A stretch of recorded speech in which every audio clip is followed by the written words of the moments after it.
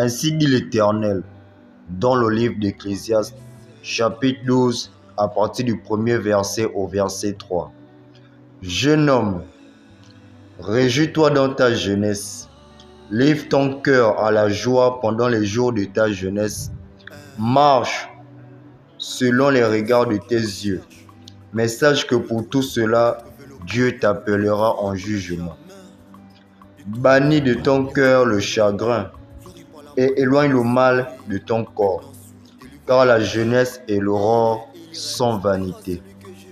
Mais souviens-toi de ton Créateur pendant les jours de ta jeunesse, avant que les jours mauvais n'arrivent et que les années s'approchent où tu diras « Je n'y prends point de plaisir ».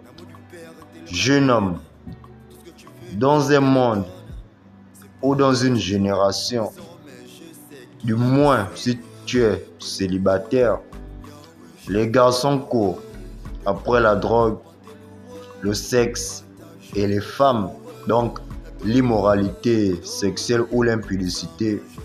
Sois celui qui, en cette génération, celui qui prend soin de ses finances, son corps, son esprit, de sa relation avec Dieu, donc Jésus-Christ. Ainsi, crois-moi, tu réussiras. Et si du moins tu es en couple, prends soin de ta famille, de ton épouse. Aime-la d'un amour vrai, comme le dit Proverbe 31, que la femme qui craint Dieu, c'est celle qui sera louée, c'est celle qui sera honorée et célébrée.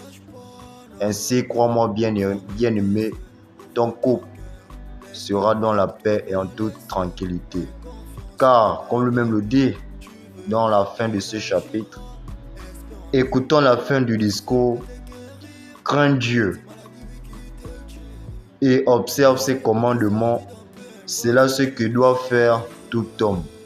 Car Dieu amènera toute œuvre en jugement au sujet de tout ce qui est caché, soit bien, soit mal.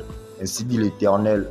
Et si tu es venu jusqu'ici, donc jusqu'à la fin de cette vidéo, que le Seigneur Jésus-Christ fait quelque chose de nouveau dans ta vie.